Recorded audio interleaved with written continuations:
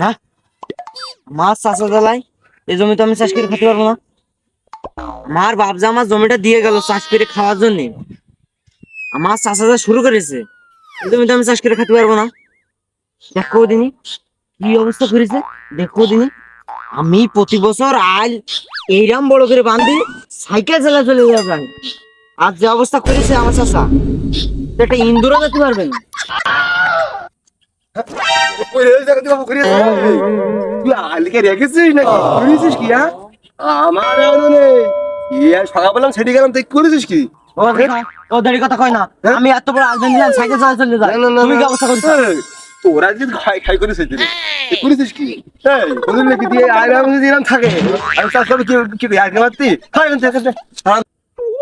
তুমি চাচা বলে আজকে ছেড়ে দিলাম, আমি আমার বন্ধুরও ছাড়ি নেই।